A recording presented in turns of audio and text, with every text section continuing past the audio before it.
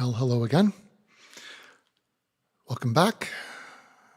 I'm Eric, and it is once again a Sunday night.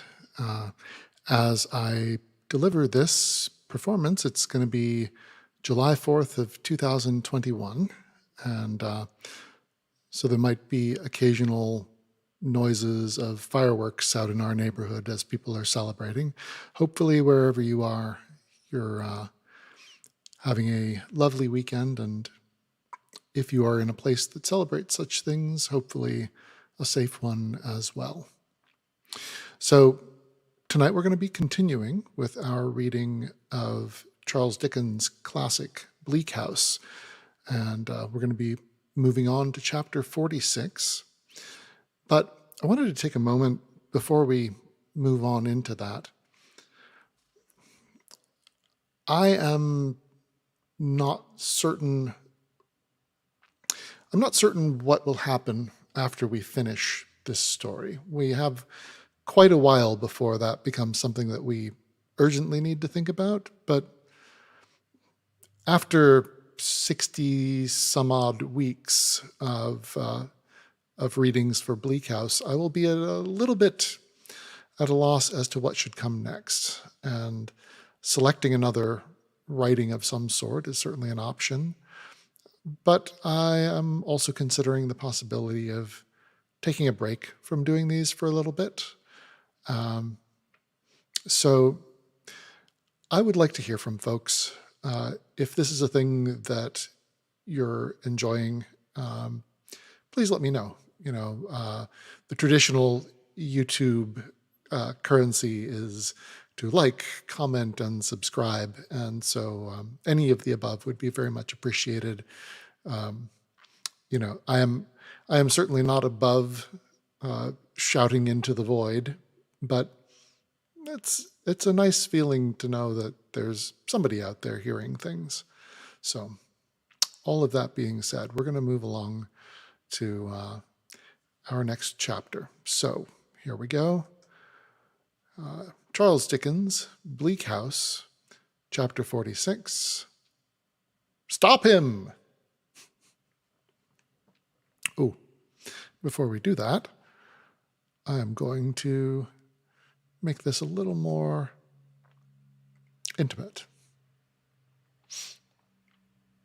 And of course, I do have a traditional griffin beaker to wet my whistle. Not tea this time around, something a little higher in octane, but I digress. Here we continue.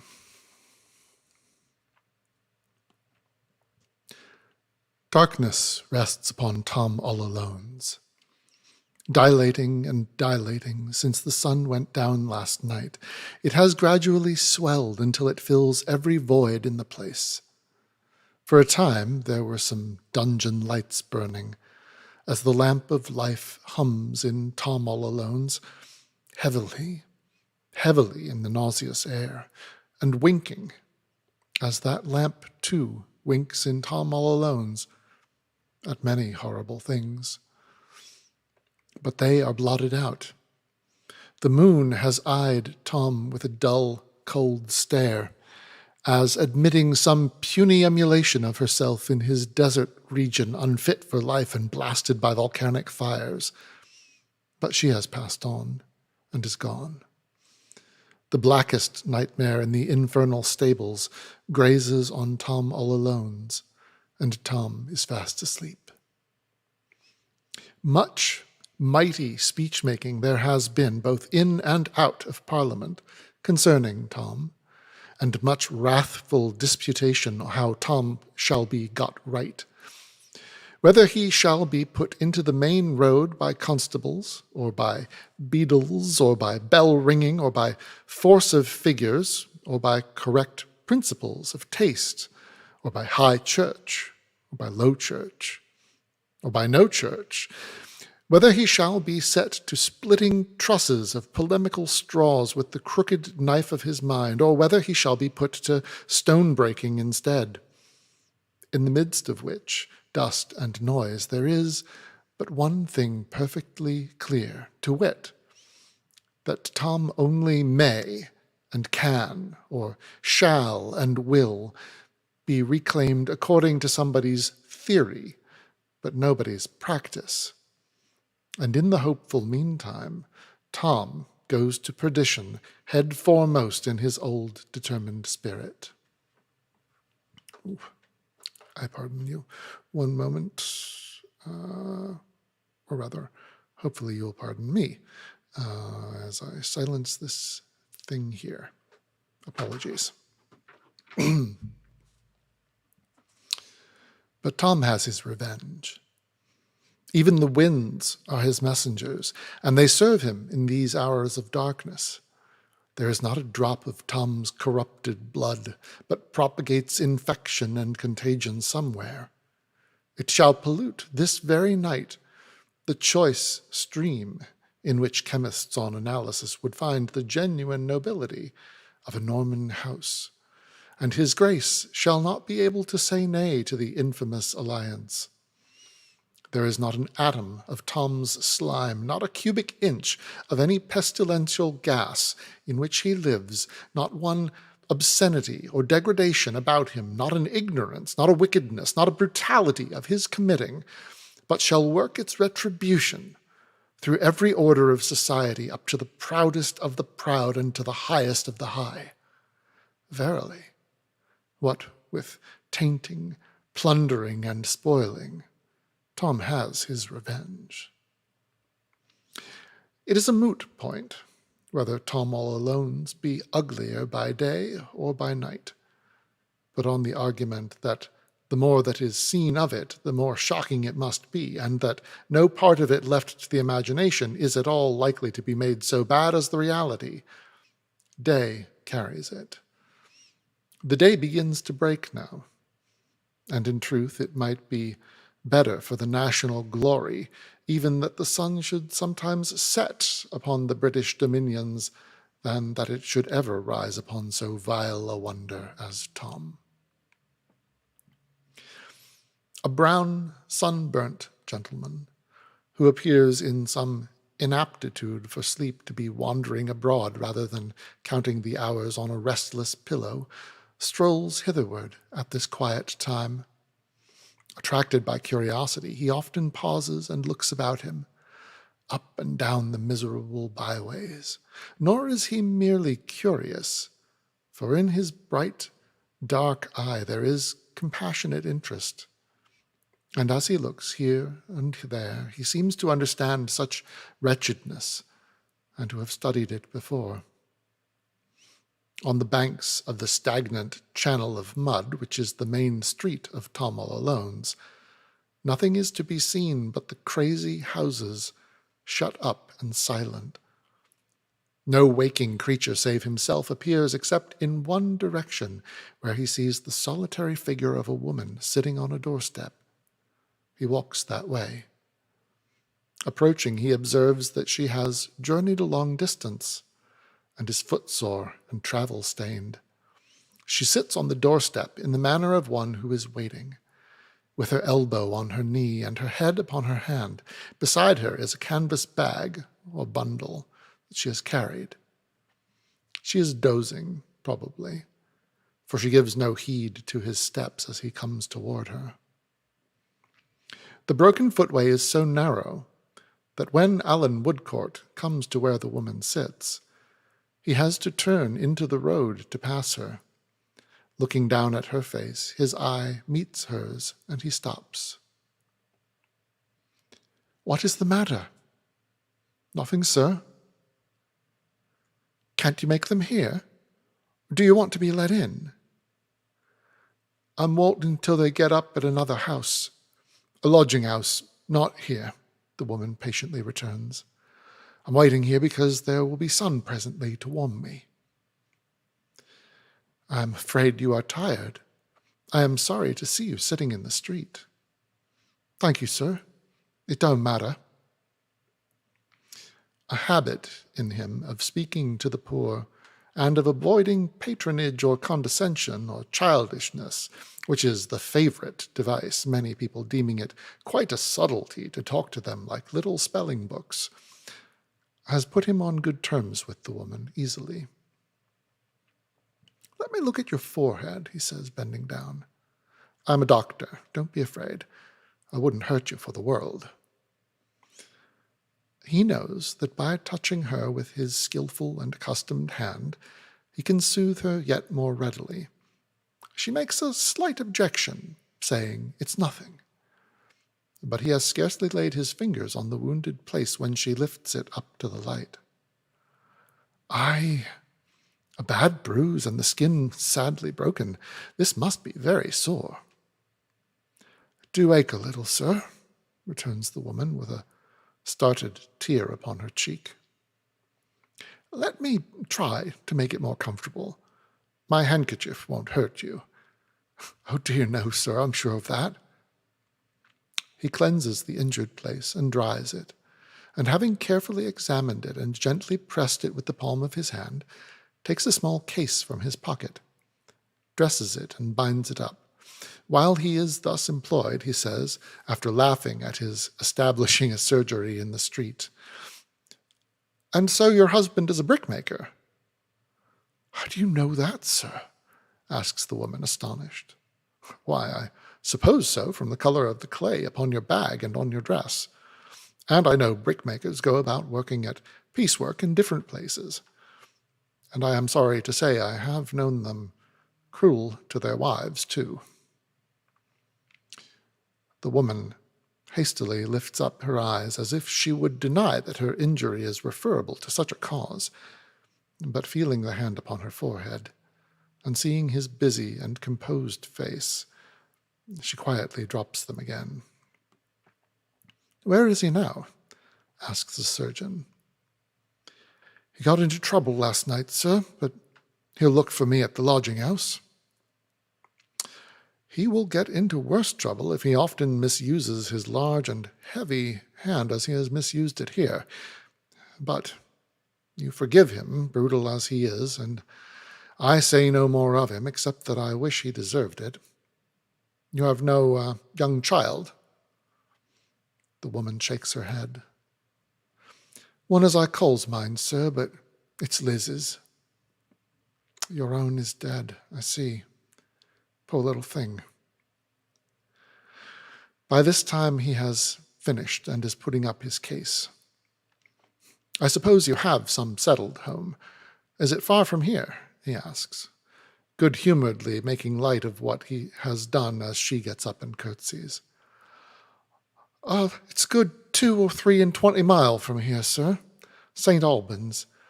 You know St. Albans, sir? I thought you gave a start like as if you did." "Yes, I know something of it. And now I will ask you a question in return. Have you money for your lodging?" "Yes, sir," she says, "really and truly." And she shows it. He tells her, in acknowledgement of her many subdued thanks, that she is very welcome, gives her good day, and walks away. Tom all alone's is still asleep, and nothing is astir. Yes, something is. As he retraces his way to the point from which he descried the woman at a glance sitting on the step, he sees a ragged figure coming very cautiously along, crouching close to the soiled walls, which the wretchedest figure might as well avoid, and furtively thrusting a hand before it.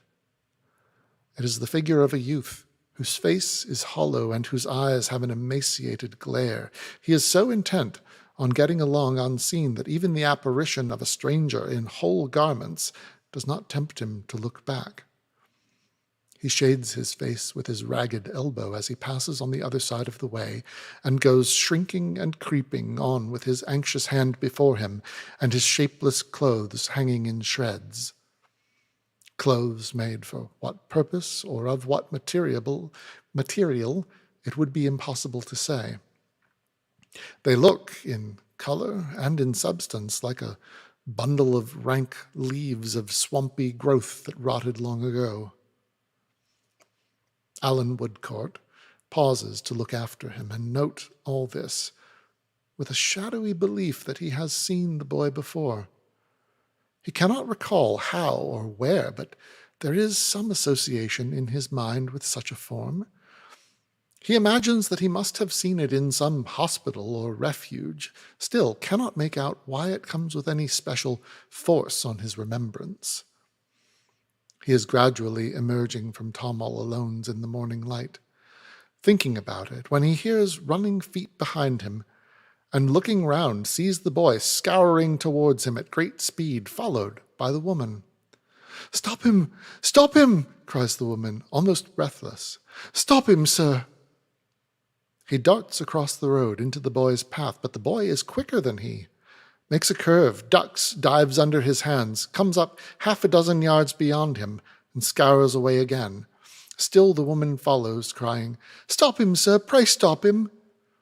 Alan, not knowing but that he has just robbed her of her money, follows in chase and runs so hard that he runs the boy down 12 times, but each time he repeats the curve, the duck, the dive, and scours away again.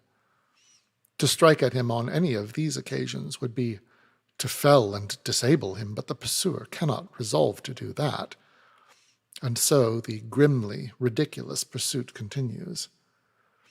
At last the fugitive, hard-pressed, takes to a narrow passage and a court which has no thoroughfare. Here, against a hoarding of decaying lumber, he is brought to bay and tumbles down, lying gasping at his pursuer, who stands and gasps at him until the woman comes up. "Oh, you Joe," cries the woman. "What? I've found you at last." "Joe," repeats Alan, looking at him with attention. "Joe? Stay. To be sure. I recollect this lad some time ago being brought before the coroner." "Yes, I see you once afore at the inquich," whimpers Joe. "What of that? Can't you never let such an unfortunate as me alone? Ain't I unfortunate enough for you yet? How unfortunate do you want me for to be? I've been chivied and chivied, first by one on you and next by another on you, till I'm worried to skins and bones. The inquich weren't my fault. I done nothing. He was very good to me, he was. He was the only one I knowed to speak to as ever come across my crossing. Ain't very likely I should want him to be inquiched. I only wish I was myself. I don't know why I don't go and make a hole in the water. I'm sure I don't." He says it with such a pitiable air, and his grimy tears appear so real, and he lies in the corner up against the hoarding, so like a growth of fungus or any unwholesome excrescence produced there in neglect and impurity, that Alan Woodcourt is softened towards him. He says to the woman, "Miserable creature, what has he done?" To which she only replies, shaking her head at the prostrate figure more amazedly than angrily, "Oh, you Joe, I've found you at last." "What has he done?" says Alan. "Has he robbed you?" "Oh, no, sir, no. Robbed me? He did nothing but was kind-hearted by me, and that's the wonder of it." Alan looks from Joe to the woman, and from the woman to Joe, waiting for one of them to unravel the riddle. "But he was along with me, sir," says the woman. "Oh, you Joe, he was along with me, sir, down at St. Albans, ill, and a young lady, Lord bless her, for a good friend to me, took pity on him when I durstn't, took him home." Alan shrinks back from him with a sudden horror. "Yes, sir. Yes, took him home and made him comfortable, and like a thankless monster he ran away in the night and never has been seen or heard of since, till I said on him just now. And that young lady that was such a pretty dear caught his illness, lost her beautiful looks, and wouldn't hardly be known for the same young lady now if it wasn't for her angel temper and a pretty shape and a sweet voice. Do you know it? You ungrateful wretch, do you know that this is all along of you and of her goodness to you? demands the woman, beginning to rage at him as she recalls it and breaking into passionate tears. The boy, in rough sort, stunned by what he hears, falls to smearing his dirty forehead with his dirty palm and to staring at the ground and to shaking from head to foot until the crazy hoarding against which he leans rattles. Alan restrains the woman merely by a quiet gesture, but effectually. "Richard told me," he falters. "I mean, I've heard of this. Don't mind me for a moment. I will speak presently." He turns away and stands for a while, looking out at the covered passage. When he comes back, he has recovered his composure, except that he contends against an avoidance of the boy, which is so very remarkable that it absorbs the woman's attention. "You hear what she says, but get up, get up." Joe, shaking and chattering, slowly rises and stands after the manner of his tribe in a difficulty, sideways against the hoarding, resting one of his high shoulders against it, and covertly rubbing his right hand over his left and his left foot over his right. "You hear what she says, and I know it's true. Have you been here ever since?" "Wish I may die if I'd seen Tom all alone till this blessed morning," replies Joe hoarsely. "Why have you come here now?"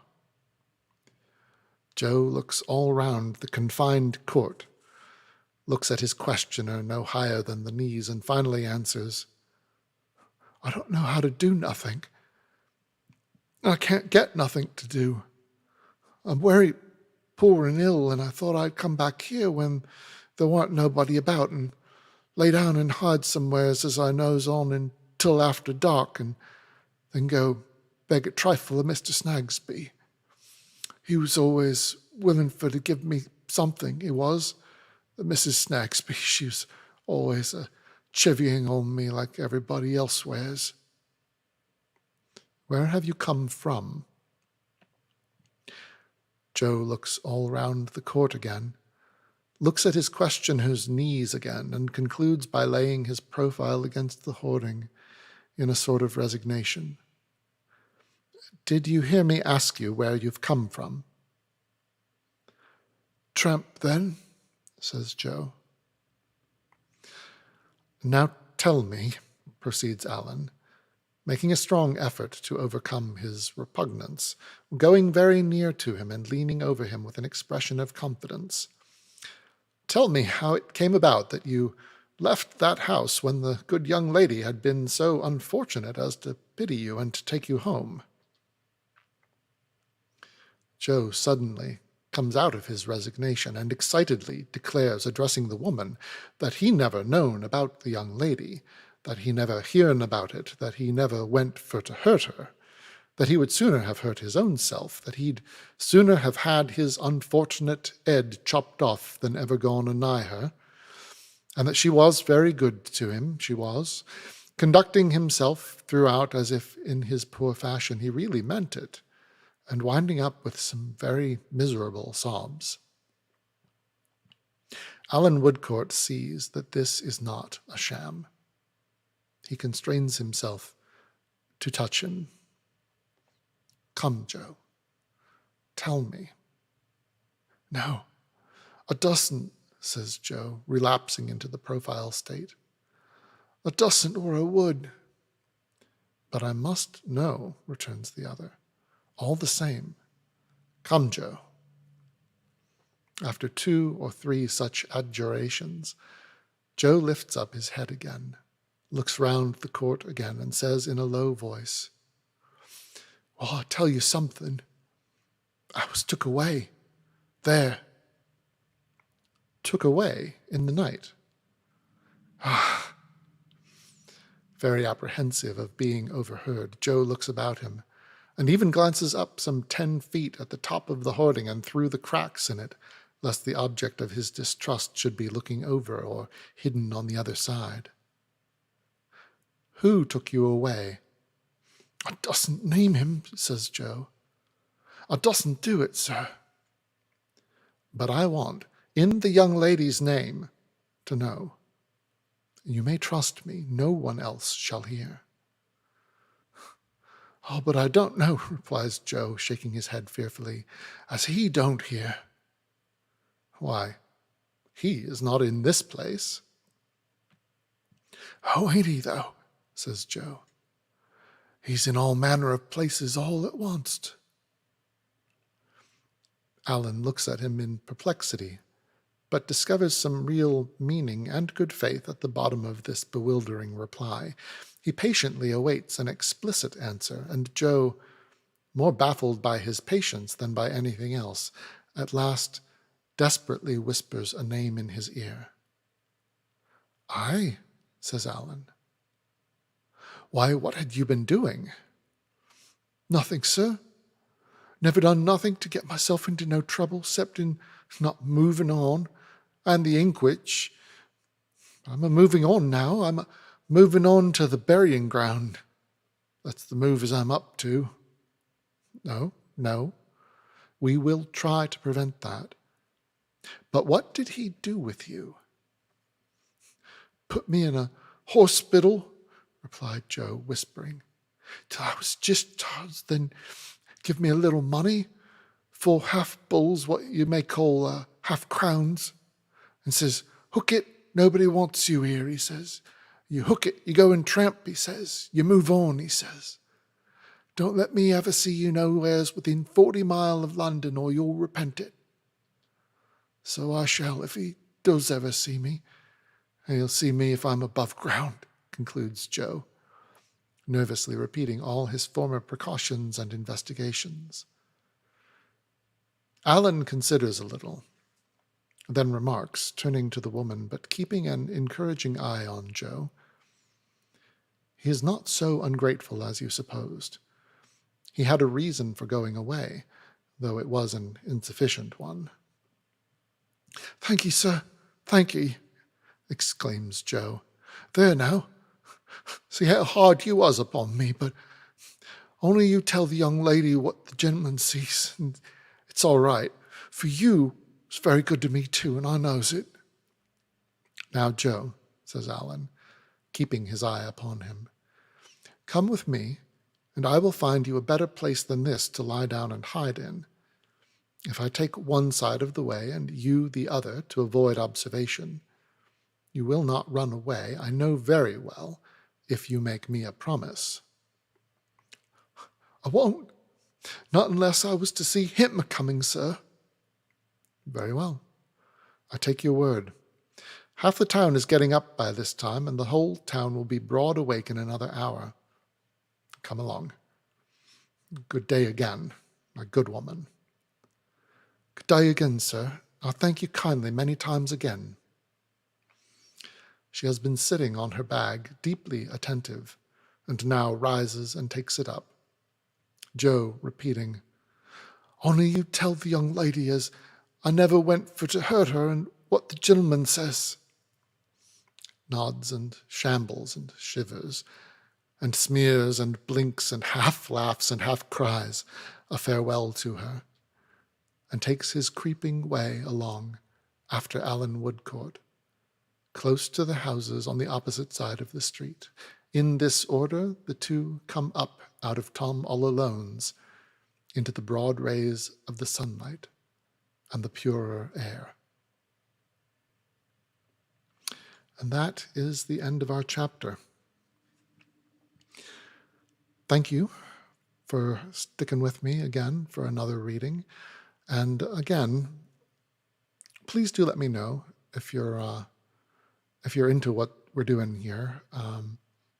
It would really help me to know that there's folks tuning in. And regardless of whether you're watching this live or watching the video after the fact,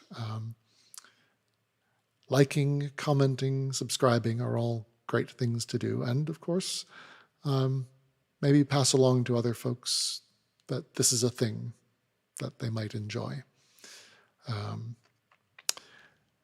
And with that, I think it is time for us to say farewell. And once again, if you are in a place celebrating July 4th, I hope you will have a happy and a safe one.